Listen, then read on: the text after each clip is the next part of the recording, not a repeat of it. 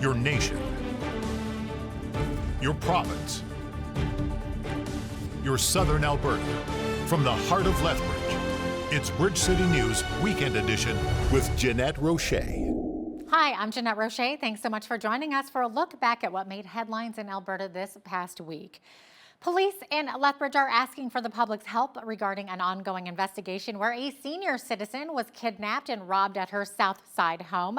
The incident occurred on April 23rd of last year when a suspect broke into the 72-year-old woman's home on the 2000 block of South Parkside Drive, forcing her to the ground, demanding cash. He then forced her into a vehicle and made her drive to her bank to withdraw an undisclosed amount of cash. The victim drove back to her home and the man threatened to hurt her or her family if she called police. He then made an odd request, asking the victim for paprika and then chili powder, which was found sprinkled on the driveway. The man is described as 5'9", average build, in his late 20s or 30s, wearing black clothing, gloves, and a face covering. If you can help police with their investigation, you're asked to call Crime Stoppers at 1-800-222-TIPS. Well, the Alberta government announced the Dutch company Newcold will be investing $222 million to develop an agriculture facility in the town of Coaldale. It will be the first of its kind in Canada. According to officials, Newcold offers innovative and sustainable cold food storage solutions.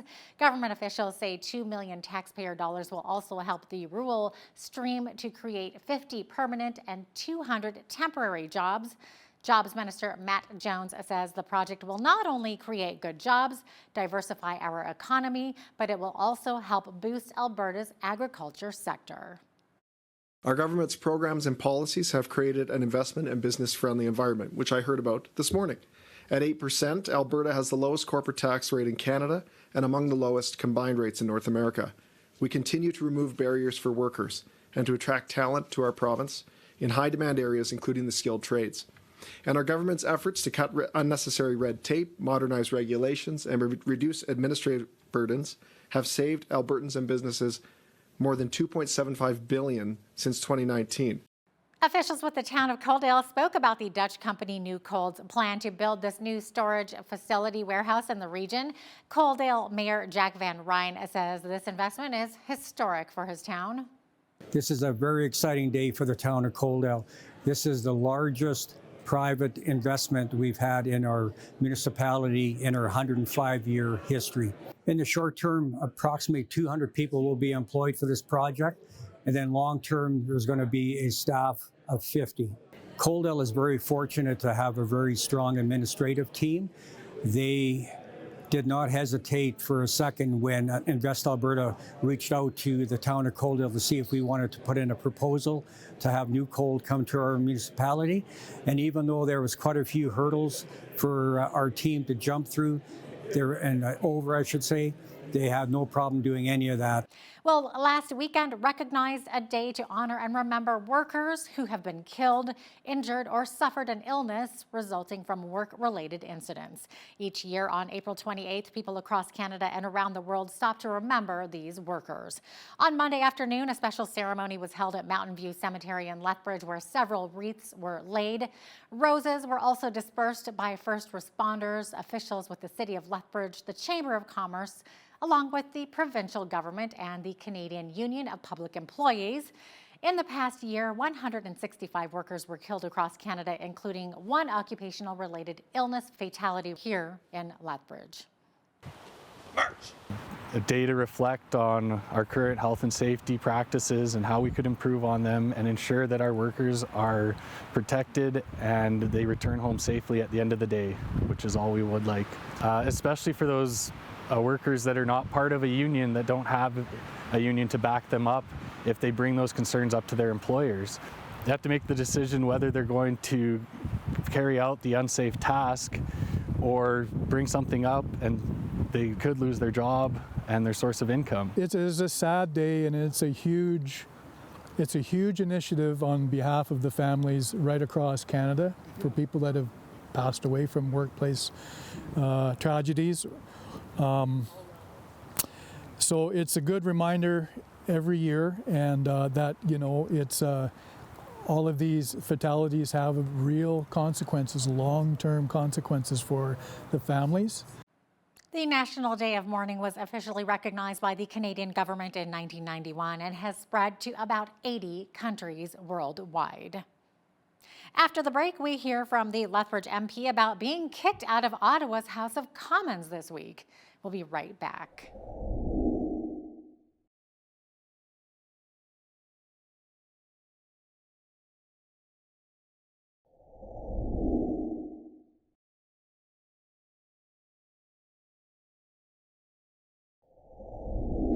Sparks flew this past week inside the House of Commons when Lethbridge Conservative MP Rachel Thomas was kicked out of the House of Commons question period, along with Conservative leader Pierre Poilievre, after Poilievre called the Prime Minister a wacko, and Thomas publicly called the handling of the House disgraceful. When asked by the Speaker to withdraw those words, Thomas says she did, but they were allegedly deleted from the records. Thomas says it appears as though the House records were altered to support the Speaker, Greg Fergus's partisan decision to kick her out. Speaker Fergus says he did not hear MP Thomas say she withdrew her words. If you go to the House of Commons site, the blues, unfortunately, are no longer available. Interesting. Which makes a person curious as to why. If you attempt to access the blues today, you will get this message, quote, "Blues are available while the House is in session until the Hansard is published." The blues are taken down.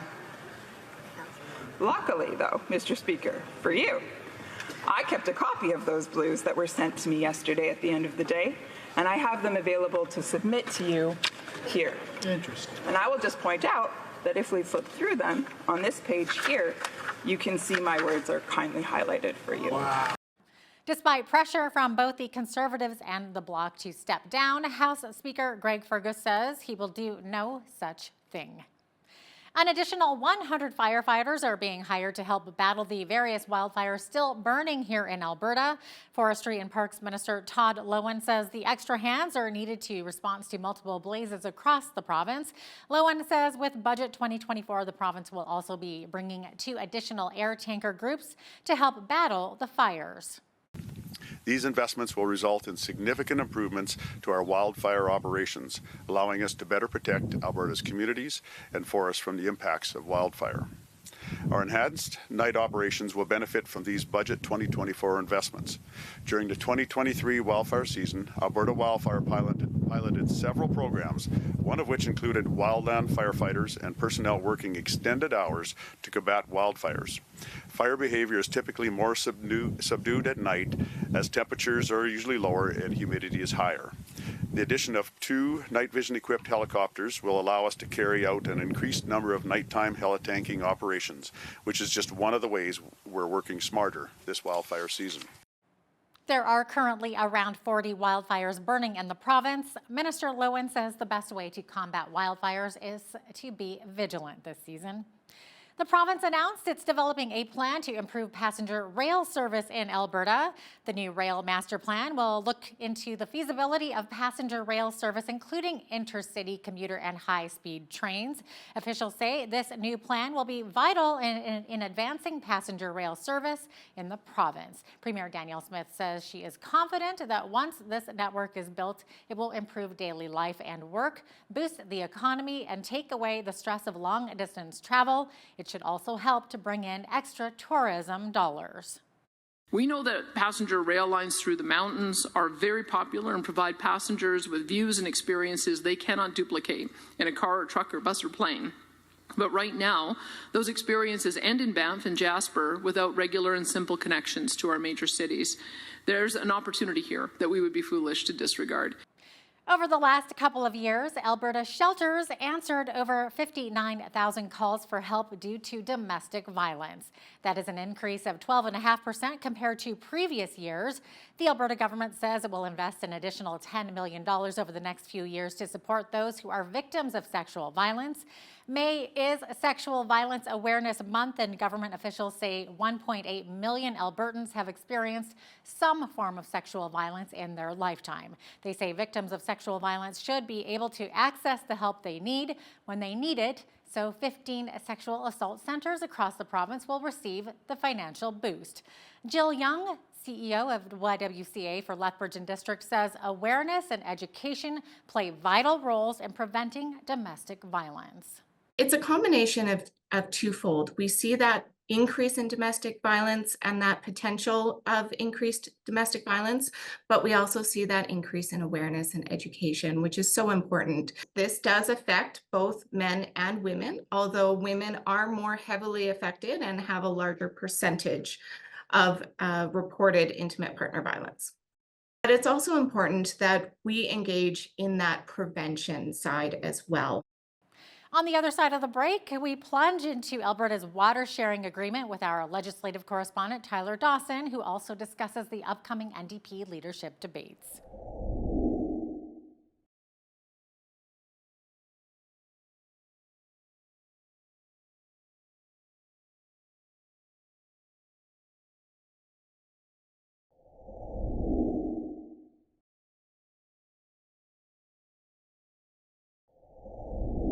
Welcome back. Lethbridge recently saw the first of several NDP leadership debates as 5 candidates continue to go head-to-head in the race to replace Rachel Notley. Up next, Tyler Dawson, the legislative correspondent for the National Post, explains why these debates are now being called the persuasion period. Take a look.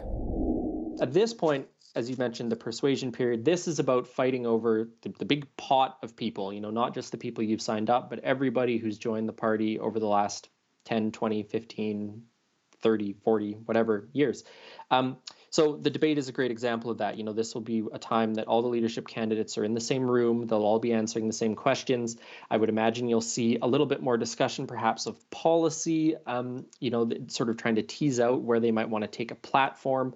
I do think you will probably see some people trying to push Naheed Nenshi, the former Calgary mayor, who is probably the front runner in this race, on where his political views lie on the spectrum. Of course, Nenshi is sort of famous for being a purple candidate, a post-partisan candidate. He considers himself neither red nor blue, nor conceivably orange.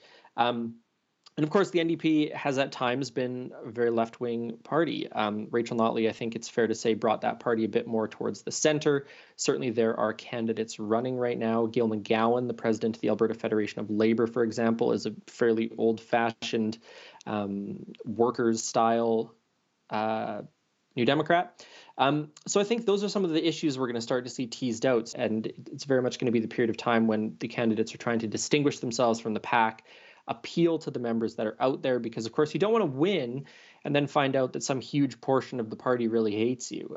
That's a whole other problem that they could deal with. So I expect we're going to find out, more and more about these candidates. And I think now that we're in this period, from a media perspective, probably people are going to pay a little bit more attention to the race, which I think is, probably a good thing. We think about how much attention was paid to the race to replace Jason Kenney 2 years ago. So it'll be an interesting new phase. And as you mentioned, June 22nd, we will find out who replaces Rachel Notley.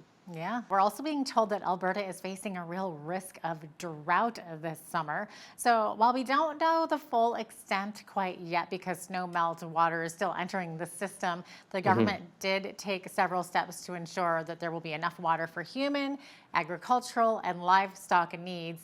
And I know that a major water sharing agreement, mostly in the south of the province, was announced last week. And it will see multiple municipalities reduce their water use, including here in Lethbridge. And industrial operations and irrigation districts have also agreed to use less water. So this will have an impact on Albertans, won't it, Tyler? But what might those impacts actually look like? Yeah, it certainly will. At this point, we can already see some of those impacts. A great example of that, maybe a funny example of that, is that in Calgary, the city is not washing its municipal vehicles as often to try and conserve water. So, your local bus or truck taking municipal workers out somewhere might be looking a little bit shabby, and that's because they're trying to save water. So it would not surprise me at all if we saw further restrictions coming in municipalities, whether that's a prohibition on watering your lawn or watering your garden. There's certainly going to be guidance for people to try and limit their showers, limit the amount of dishwasher use, limit the amount of washing machine use. All those sort of water-intensive processes that go on in the household. There will certainly be guidance to try and limit it. There may be bylaws preventing it in in the months ahead. But of course, you alluded to this water sharing agreement, which is the much bigger issue, which is that we have all this water in the province and it's divvied up by various businesses and municipalities and so on and so forth. And so what this water sharing agreement does basically is it's looking at, I think, 3 or 4 river basins, as you mentioned, primarily in the south of the province. And they've sort of voluntarily said that, if we end up in a drought situation, we're not going to take our full portion of it. We're going to, make sure that there's enough for everybody to get water. And a good example of that is one of the irrigation districts down towards Lethbridge. I think it's St. Mary's, but I could be wrong about that. Farmers are going to get 8 inches of water per acre, I think. Anyway, it's less water than they would like. I can tell you that. It's less water than they would like. It's enough probably to grow a crop. It's not enough to grow, the world's finest crop. So that's an example of, sort of reductions in some of the water that's going to be available to not cause too much economic damage, to avert catastrophe, but to also make sure that there's enough water for all of the other uses in the province. So lots happening on the waterfront, probably something that a lot of people in Alberta don't think about very often, but certainly down your way, I imagine a lot more people do because of the agriculture that happens. When we return from break, we hear from one of the 5 NDP leadership hopefuls about her position on establishing a center of excellence at the University of Lethbridge to invest in research. We'll be right back.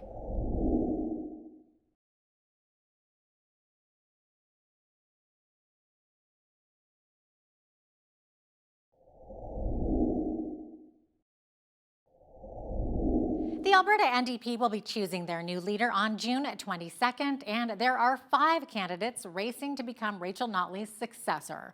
One of them is MLA for Edmonton Rutherford and a member of the Michelle First Nation Treaty 6. Jody Callahoo-Stonehouse joined BCN's Hal Roberts to discuss her platform, which includes the proposed Albertans' Right to Water Act. Here is part of that interview. We've seen a lot of dryness this past winter, a lot of drought, not a lot of snowpack in the mountains. So let's flesh out the water agenda a little bit more here. One of your objectives would be to introduce the Albertans' Right to Water Act. Can you explain what this is really all about? Yeah, as I said, our economic systems rely on water. And right now, we have agreements. The provincial government sat down and we have these agreements, but that's not enough. And so the act itself talks about ways we are going to sit with ranchers, farmers, industry, communities, municipalities, and have these contracts solidified, but also we need to invest in innovation. That is essential to reducing our water use. How are we going to be innovative? And also building an institute of excellence in Lethbridge. We need to invest in academic rigor, the way our young people are. This is the crisis of their generation. We have to give them the investment, the tools, and the resource to solve this crisis. And it is a crisis. It is a water crisis. Let's be honest. We're at stage 4, and stage 5 is detrimental. And we have cattle to ensure that we have crops to grow. We've got oil and gas we need to continue to process. We want to keep the energy in houses. We want food in the fridge. And so this policy is foundational in ensuring Albertans have access to the resources we need. We want to make sure that the future generation, not just us, but our children and our grandchildren, can also survive and thrive on these beautiful lands.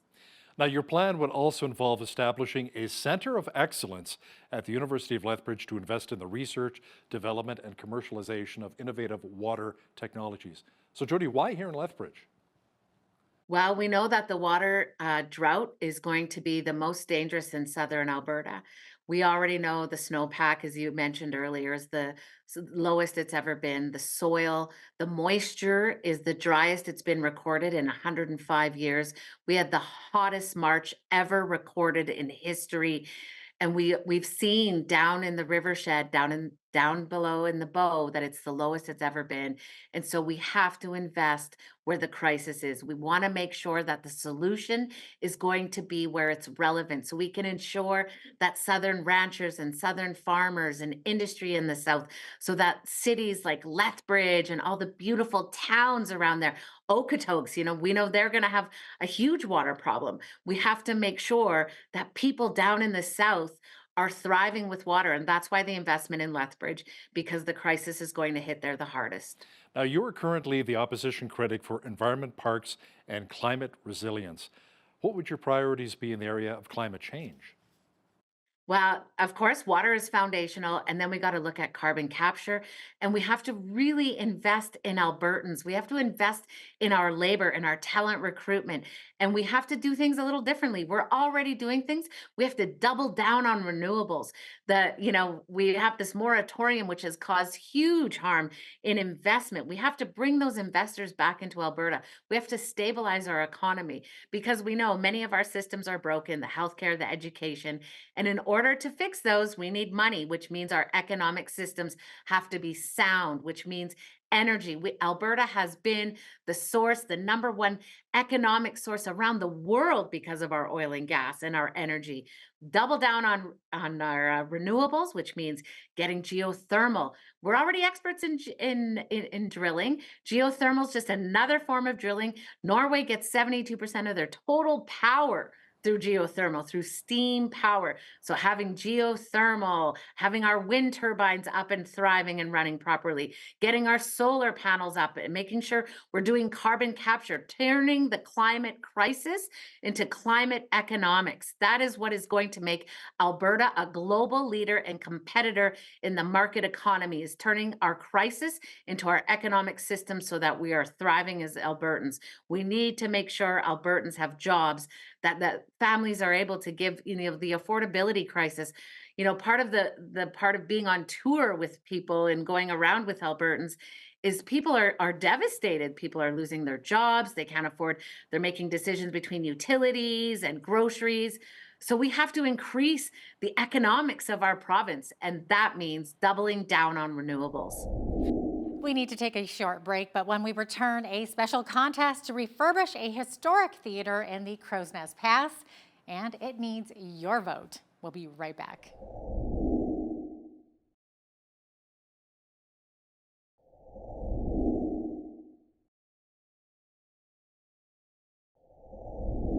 Which historic building in Canada could be the next great save? Well, the town of Coleman, Alberta is hoping it will be the old Roxy Theatre. It's been nominated as one of 12 finalists for the National Trust for Canada's The Next Great Save competition this year, and they're in need of votes by this Monday to win the coveted $50,000 prize money to start the renovation.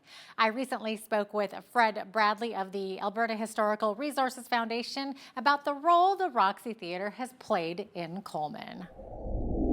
Well, the National Trust for Canada, which is Canada's leading heritage organization, has this project called the Next Great Save Contest. Okay. And the Roxy Theatre is one of 12 finalists across the country to be entered into this contest. And the contest awards the participant with the greatest number of votes, $50,000 for first place. In second place, $10,000, and third place, $5,000.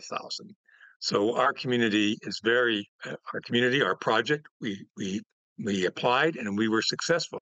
So we're really excited by that, and it's been a great opportunity for us to create awareness about the Roxy Theatre and to get people to support our project. And we've had overwhelming community support. Our challenge now is to grow our vote out, to get more votes from people outside our community who support the arts, who support restoration of historic buildings, and who also may be aware of the communities in the Crow's Nest Pass have suffered economically over the last 40 years. And this would be a very important project of renewal and economic revitalization in one of the historic downtowns. Coleman is a National Historic Site. The Roxy Theatre is a Provincial Historic Resource declared in 2022. And this is the concept is to restore this building as a community performing arts center. But the contest goes until May the 5th, 5 more days of voting, and people can vote each and every day on the nextgreatsave.ca website. Well, maybe share some of the key reasons why the Roxy Theatre in Coleman was selected as one of the finalists for the competition. What makes it so special? Well, the Roxy has played an integral role in the cultural life of the community of Coleman as a performance theater and a movie theater, a performance center movie theater.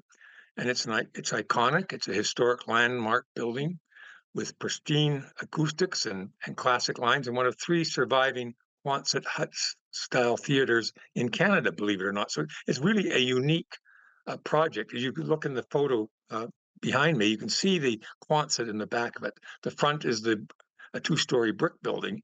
But these Quonset-style theaters occurred after the end of the Second World War. The United States Air Force had 140,000 surplus airplane hangars. 140 of those became theaters. Today, there's less than 20 left in North America, only 3 in Canada, and the Roxy Theatre is one of those. So it's, in terms of a heritage building, it's a very rare thing in Canada. And there's the other 2 are, one's in Wainwright, Alberta, the other is in Victoria, BC, and the one in Victoria is closed. So from that perspective, it is very important. You know, what I wanted to mention was that we know Canadians believe in the importance and vibrancy of the country's cultural industries. And our Roxy Theatre project is a competition, a way for Canadians to show their active support for the arts. And we know that funding for arts organizations declined from governments and at local levels, federal levels, and corporate donors. We're fortunate to have tech support. So this project is really important. That we value the arts in our community and want our artists to have a home to display their craft. And this project can be transformational for our community by providing a cultural industry anchor for the economic renewal of a historic downtown that has suffered with the demise of our traditional resource industries over the past 40 years. And so having this multi-use performing arts center, it's going to be a cultural hub. It's actually a cultural industry for a community that hasn't got any resource industry anymore. This is a new industry for the Crow's Nest Pass, and it'll be a center for that. So that's another very important aspect of this project. Now, if you ask me how you can vote. Yes, one more time. Just remind our viewers where they should go to cast their votes. Yes, we need every vote we can get, and we appreciate the support of everyone in Southern Alberta and beyond. If you can vote for the Roxy Theatre, we really appreciate your support. Help us open this theatre so our youth have a place to play, and go vote at www.nextgradesave.ca and click on the Roxy Theatre and vote today and every day until May 6th. Still to come, eye health may be something most of us never think too much about, but it's a key factor in our overall well-being. After the break, we tell you about the risks of glaucoma.